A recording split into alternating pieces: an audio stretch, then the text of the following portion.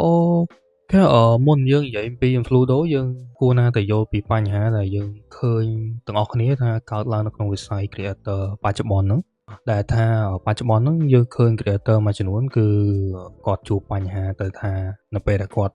ធ្វើការងារឲ្យអាជីវកម្មឬក៏ brand ណាមួយរួចគឺគាត់អត់បានលុយហើយបញ្ហាចាស់បើសិនជានៅតែបន្តកើតឡើងខ្ញុំគិតថា Creator គាត់នឹងបាត់បង់ motivation បាត់បង់ចំណូលមួយផ្នែកហើយក៏គាត់លែងចង់ទៅ deal មួយ brand ណាទៀតឡើយអញ្ចឹងចំពោះអ្នកមកថ្មីខាង creator ក៏គាត់មានបញ្ហាព្រួយបារម្ភទៅលើរឿងនេះច្រើនហើយបើយើងគិតតាមការស្ទង់មតិចុងឆ្នាំ2025មកដល់ឥឡូវហ្នឹង content creator គឺកើនឡើងច្រើនណាស់ហើយអាជីវកម្មឬក៏ brand ដែលគេចង់ផ្សព្វផ្សាយលើ creator ហ្នឹងក៏ច្រើនជាងមុនដែរដែលគេចង់ផ្សព្វផ្សាយផលិតផលសេវារបស់គេប៉ុន្តែបញ្ហានៅពេលដែល creator ធ្វើរួចគឺគាត់អត់បានលុយឬក៏គាត់បញ្ហាដែល brand ឬក៏អាជីវកម្មបាញ់លុយឲ្យគាត់ហ្នឹងគឺយឺតពេកហើយមូលហេតុគឺវាអាចមានច្រើនដោយសារតែ creator គឺគាត់អត់មានកិច្ចសន្យាច្បាស់លាស់គាត់អត់មានតម្លៃមួយដែលកំណត់រួចអត់មាន deadline អាចថាអត់មានចំនួនការងារដែល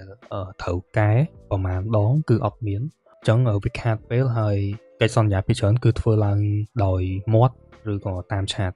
ហើយពួកគាត់គឺអត់មាន agency ដើម្បីមកធ្វើទេដោយសារយើងគិតអ្នកខ្លះគឺគាត់គ្រាន់តែជា creator ធម្មតាអញ្ចឹងគាត់ពិបាកការងារដែលគាត់ធ្វើឲ្យមួយចំនួនក៏គាត់នៅតែដេកភ័យថាអូខេគេបាញ់លុយឲ្យអត់ណោះអញ្ចឹងវាជាបញ្ហាធំដែរប៉ុន្តែផ្ទុយទៅវិញបើយើងគិតមកជ្រុងទៀតពី brand ក៏គាត់រៀងព្រួយបារម្ភដែរព្រោះគាត់គ្រាន់តែ deal ហើយគាត់ត្រូវជាទូទៅត្រូវបង់លុយ 50% ទៀតទៅកាន់ creator ដើម្បីបំពេញការងារហ្នឹងតែបើសិនជានៅក្នុងសេចក្តីសង្ខេបហ្នឹងcreator គាត់អត់ងាយយល់ឬក៏ការងារហ្នឹងផ្គល់ឲ្យគាត់យឺតពេកអាហ្នឹងក៏បញ្ហាដែរ brand ក៏គាត់អត់ចង់ធ្វើការជាមួយបន្តឬក៏គាត់អាចធ្វើការ cancel វិញនៅពេលដែលមួយខាងទៅមួយខាងអត់មានភាពច្បាស់លាស់អញ្ចឹងជាទូទៅវាមិនទំនុកចិត្តក៏ថយចុះដែរវាអាចប៉ះពាល់ទៅលើការរីកចម្រើនទៅលើវិស័យហ្នឹងហើយនេះហើយបានយើងបង្កើត Infludo Infludo យើងគឺត្រូវបានបង្កើតឡើងមកដើម្បីចង់ឲ្យ brand និង creator ហ្នឹងគឺធ្វើការជាមួយគ្នាឲ្យមានភាពងាយស្រួលច្បាស់លាស់ហើយសុវត្ថិភាពជាងមុនចំពោះ account type របស់ creator គាត់អាចបង្កើត profile ដាក់ service ខ្លួនគាត់ហ្មងថាសេវាគាត់មានអីគេខ្លះដែលគាត់ចង់ផ្ដល់ឲ្យគាត់ជាប្រភេទ content អីគាត់មាន social media platform ប្រមាណតម្លៃគាត់គឺគាត់ឲ្យមិន delivery time ឬក៏ការងារហ្នឹងគាត់ធ្វើឲ្យមួយរយៈពេលប៉ុន្មានការងារហ្នឹងគាត់ចង់ឲ្យកែប្រហែលដងគឺអីគ្រប់យ៉ាងគឺមានស្ថិតក្រោមលក្ខខណ្ឌអញ្ចឹង brand គាត់គ្រាន់ចូលមកមើលទៅលើកញ្ចប់ហ្នឹងគាត់អាចប្រៀបធៀបហ្មងថា creator ហ្នឹងគាត់អាចជ្រើសបានអត់សម្រាប់នៅក្នុងការធ្វើ campaign ឲ្យគាត់នៅក្នុង budget ចំនួនប៉ុណ្ណឹងនៅពេលដែល brand និង creator គាត់យល់ព្រមគ្នា deal ចាប់ផ្ដើមច្បាប់ត្រូវចងដោយ Infludo ហើយពេលដែលការងារចាប់ផ្ដើមអញ្ចឹងទាំង creator ក៏គាត់មានទំនុកចិត្តថាគាត់គ្រាន់តែបំពេញការងារតាមអីដែលគាត់បានផ្ដល់ហ្នឹងហើយ brand គឺគាត់គ្រាន់តែចាំមើលការងារហ្នឹងទេនៅពេលដែលគាត់ review ហើយគាត់អាចឲ្យកែម្ដងពីរដងទៅហើយនៅពេលដែលអីរួចអស់ creator គឺគាត់អាចធ្វើការ public content ហើយលុយពី brand ដែលបាន hold ដោយយើងហ្នឹងគឺយើងនឹងបាញ់ទៅកាន់ creator នៅពេលដែលការងារត្រូវបានពេញហើយអស់ Infludo យើងគឺដើរតួនាទីដូចជាអ្នកកណ្ដាលអញ្ចឹងរវាង brand និង creator ដែលថាយើងជាកន្លែងមួយមិនមែនគ្រាន់ឲ្យគាត់ចូលមកតាក់ទងគ្នាធម្មតាទេយើងបានរៀបចំដែលមានជា feature ឲ្យគាត់ផ្ដល់សេវាខ្លួនឯងឬក៏គាត់អាចស្វែងរកការងារខ្លួនឯងហើយវាមានសណ្ដាប់ធ្នាប់ឧទាហរណ៍នៅពេលដែលមាន deal brand គឺគាត់អាចជ្រើសរើស creator ជាមួយ package ដែលគាត់ចង់បានភាគីទាំងពីរគឺយល់ព្រមគ្នាតាម deadline brand ក៏បង់លុយហើយលុយហ្នឹងគឺត្រូវបាន hold ដល់យើងក្នុងប្រព័ន្ធ escrow ពេលដែល content creator គឺផ្ដល់ content ហ្នឹងហើយ brand គឺគាត់ពិនិត្យកែត្រូវរើគ្នាអស់ content គឺ public ហើយលុយហ្នឹងគឺយើងនឹងបាញ់ចូលទៅ wallet របស់ creator ហើយនៅលើ Infludo យើងបើសិនជាស្ថិតនៅក្រោម account type របស់ creator គាត់អាចបង្កើតជា gig ដែលជាទូទៅយើងមាន ad 3ដែលគួរណាតែ creator ធ្វើហើយ creator គួរណាតែជ្រើសពីរនៅក្នុងហ្នឹងដែលថាបើសិនជាគាត់មាន start out ad គាត់អាចដក integrate video ad ចេញ បានន័យថាពីរហ្នឹងគឺវាស្តៀងគ្នាប៉ុន្តែ integrate banner ad គឺដាច់ខាតគួរតែមានទៅអញ្ចឹង base ទៅលើ creator ចាក់ស្ដែងទេថាវីដេអូគាត់យកផ្នែកណាដែលដាក់បញ្ចូលត្រឹមត្រូវជាងហើយគាត់អាចមកសួរយើងក៏បានដែរបើសិនជា start out ad គឺគាត់អាច start out នៅក្បាលវីដេអូហើយវាស្រួលដែលគាត់ script ខ្លួនឯងហើយ promote អាជីវកម្មហ្នឹងហើយអាចមាន integrate banner ad នៅក្នុងហ្នឹងអញ្ចឹងគាត់អត់ចាំបាច់ include video ad របស់ brand ហ្នឹងចូលបន្តទេពេលខ្លះវាអាចច្រើនពេកអញ្ចឹងជាទូទៅគឺយើង recommend ឲ្យពីរសម្រាប់នៅក្នុងការដាក់ video ad ចូល content ហើយ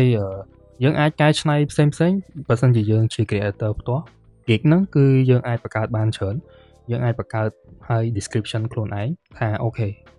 តម្លៃប៉ុន្មានដែលយើងអាចយក service ផ្សេងដូចជា product review podcast sponsorship ឬក៏ sponsor បែបមិនដែលផ្ញើមកជា material ខាងក្រៅអាហ្នឹងយើងគិតតាមហ្នឹងហើយយើងទៅ say ខ្លួនឯងទៅបើសិនជាយើងគិតថាយើងអាចធ្វើបានគ្រាន់តែថានៅក្នុងហ្នឹងយើងអាចចងតម្លៃខ្លួនឯងហើយប្រាប់ឲ្យច្បាស់ហ្មងថាយើងអាចផ្ដល់ content ហ្នឹងទៅកាន់ brand ឬក៏សេវាប្រហែលថ្ងៃហើយអាចឲ្យខាង brand និងអាជីវកម្មហ្នឹងគាត់កែប៉ុន្មានដងអញ្ចឹងបើសិនជា brand គឺគាត់ចូលមកមើល gig យើងហើយគាត់ត្រូវរើអស់គឺគាត់មានតែ2ទេអាចទី1ឆាតមកសួរនាំព័ត៌មានបន្ថែមហើយទី2គឺគាត់ order យកមក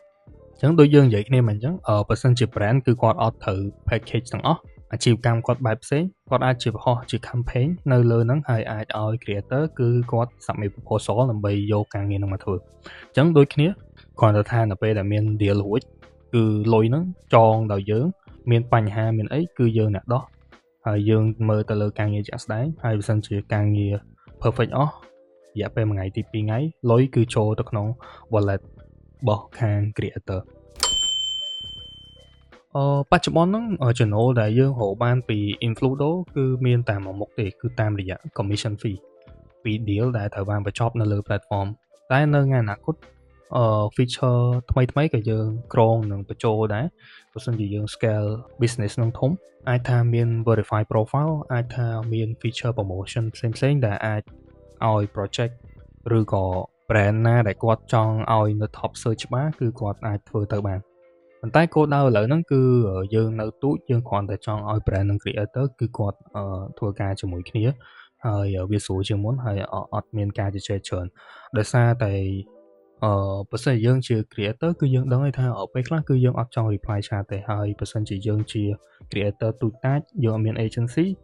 យើងចំណាយពេលច្រើនមែនតើដែលថាត្រូវទៅ say content ហើយគឺរក sponsorship ទៀតហើយបើសិនជារកអត់បានឬក៏រកយូរពេលខ្លះវាខាតពេលយើងហើយបើសិនជានិយាយអត់ត្រូវគ្នាគឺអត់បានការងារនឹងមកធ្វើទេសរុបជារួម influencer គឺដូចជា ecosystem មួយដើម្បីឲ្យអ្នកទាំងអស់គ្នានៅក្នុងវិស័យហ្នឹងចូលមកស្វែងរកការងារឬក៏ជាកន្លែងមួយដែលយើងអាចមើលថាទីផ្សារហ្នឹងឥឡូវមិនអីហើយតម្រូវការមិននឹងងាយស្រួលសម្រាប់អាជីវកម្មថ្មីគឺគេចង់មកធ្វើការស្វែងរក content creator ដោយអត់ចាំបាច់សួរនាំច្រើនហើយជាកន្លែងមួយដែល guarantee ថាការងារដែលធ្វើគឺបានលុយហើយបើសិនជា business model នេះគឺ grow scale ពួកយើងនឹងអាចនឹងរកអ្នកបកកែ 2-3 អ្នកទៀតដើម្បីមកចូលជាក្រុម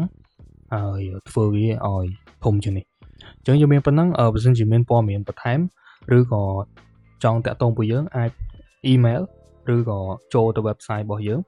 ដើម្បីប្រើទៅលើ platform ចាក់ស្ដែងជួបគ្នាជាមួយខ្ញុំនៅវីដេអូថ្មីមួយទៀតដល់សល់ឲ្យក៏ Peace and Love Bye bye